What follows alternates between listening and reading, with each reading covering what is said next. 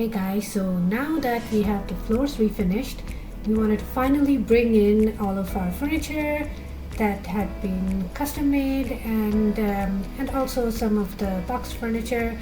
So here we are bringing in Kiln. The kiln comes off in like slices, so we brought in the kiln first because it was the last thing we loaded in the car. And now we're bringing our tables. These are all custom made tables thanks to one of our woodworkers, and we had to turn one around because it was the wrong way. And then we are putting, if you can see us in the back, we're putting some cement boards down to where the kiln will go so that we have some insulation between the wood floors and the hot kiln. And now we are attempting at building some shelves.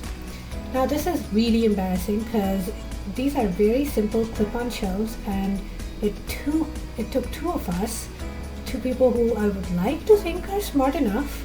We both have advanced degrees. It took us a long time to figure out this first shelving unit, and we just kept making mistakes and things kept falling off. I mean, the concept is simple, but they're not as easy to build. They are like clip-on shelves, but they do carry a lot of weight. But as you'll see, we finally got it after many trial and error, and then we also like put the beams wrong. I mean, I want to blame it on us being like very tired after a few days of non-stop work. But yeah, we finally got the hang of it, and here we are putting in the first shelf together, and we're so happy. Then we realized that second shelf was a little too high, so we had to move that further down, which was not fun, but this was the first one, so we expected it to be difficult.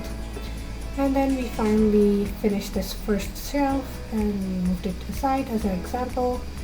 Then we changed course and we took out some of our stools. I got these gorgeous red stools at a discounted price, 6 score.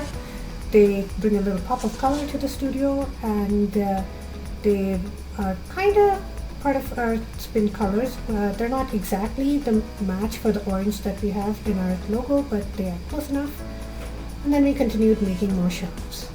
And the second one definitely went much smoother, but then the third box we opened was much more difficult, and I think they were probably bent out of shape, so they weren't clipping together. So we basically abandoned the third shelf, and then we went on to the fourth shelving unit, and we ended up making 4 shelves today.